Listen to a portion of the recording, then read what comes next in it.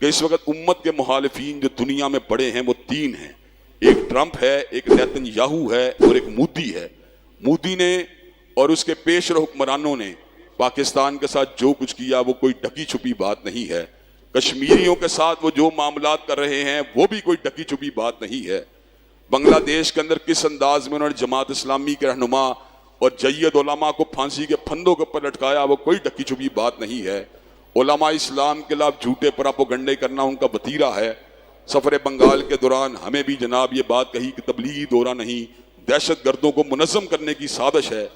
India हर वक्त पाकिस्तान की ताक में रहता है और उम्मत मुस्लिमा के दुश्मन फ़लस्तीनियों के साथ ज़्यादती करने वालों के साथ दोस्ती के हाथ बढ़ाता रहता है।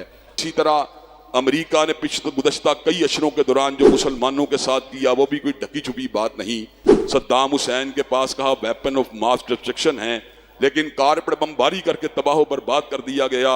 अफगानियों के ऊपर बमबारियां की गई और दुनिया के बहुत से मुकामात के ऊपर मुसलमानों का खून किया गया। अब उसी की पुश्त पनाही के साथ अल कुदस के इलाकों में गुज़श्ता कई अशरे के साथ जो है वो जुल्म बर्बरियत जारी और सारी है।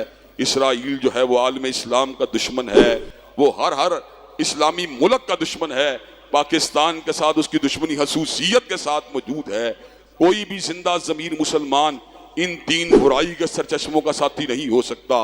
और हम ये बात समझते हैं कि अल्लाह तबारक व तआला के फजल करम से कुरान और सुन्ना मूवमेंट और मेरा मंशूर बिल्कुल वादे है कि मुसलमानों के साथ जुल्म करने वाले और इंसानियत का इस्तेहसाल करने वाले ये लोग किसी किस्म की मोहब्बत, किसी किस्म की रवादारी के किसी भी एतबार से हकदार नहीं है। जहाँ तक ताल्लुक है फ़लस्तीन की बात का, अल्लाह के फजल करम से जमात इस्लामी का प्लेटफार्म हो या मुश्ताक अहमद खान साहब का प्लेटफार्म हो या जमीयत उलमा इस्लाम का प्लेटफार्म हो, जब भी कभी मुझे बुलाया गया हमने सरेआम अपनी हक बात का ऐलान किया। और अल्लाह के फजल व मरकज़ हादा के बाहर भी इस एतबार से प्रोग्राम मुनक्कद किए गए। इंशाअल्लाह जिंदगी की आखिरी सांस तक अल्लाह के फजल करम से अबलागे हक के फरीज़े को अंजाम देते रहेंगे, जालिमों और जाबरों के जुल्म की मुदम्मत करते ही रहेंगे और इंशाअल्लाह मजलूम मुसलमान और मजलूम इंसानों की हिमायत में अपनी आवाज़ों को उठाते ही रहेंगे।